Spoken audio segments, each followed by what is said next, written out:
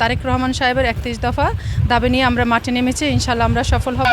বাংলাদেশে নিজের হাতে কোদাল নিয়ে খাল কেটেছেন, মানুষের সেচের পানির ব্যবস্থা করেছেন।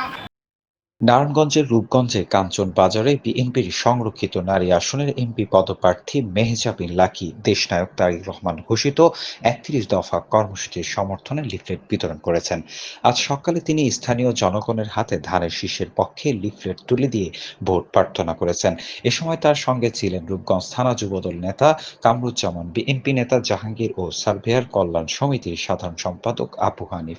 লিফলেট বিতরণে স্থানীয়দের মধ্যে উৎসাহ দেখা যায়। মেহজাবিন লাকী বলেন, ইনশাআল্লাহ দেশনায়ক তারেক রহমানের নেতৃত্বে মাদক, চাঁদাবাজ ও সন্ত্রাস মুক্ত বাংলাদেশ গড়ে তোলা হবে। তিনি আরো বলেন, আমি জনগণের পাশে ছিলাম, আছি, থাকব। ধানের শীষের বিজয়ের জন্য সবাইকে ঐক্যবদ্ধভাবে কাজ করতে হবে। শহীদ রাষ্ট্রপতি জিয়াউর রহমান সাহেব বাংলাদেশের স্বাধীনতা ঘোষণা করেছেন। বাংলাদেশে নিজের হাতে কোদাল নিয়ে খাল কেটেছেন, মানুষের সেচের পানির ব্যবস্থা করেছেন। তারেক রহমানের 31 দফা বাস্তবায়নের লক্ষ্যে মেহজাবিন লাকী আজকে কাঞ্চন বাজারে জনগণের কাছাকাছি গিয়েছেন, লিফলেট বিতরণ করেছেন।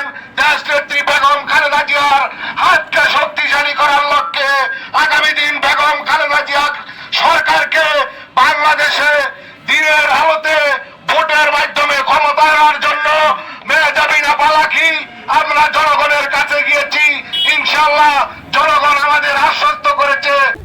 বিসমিল্লাহির রহমানির রহিম। আমি মেহজাবিন লাকী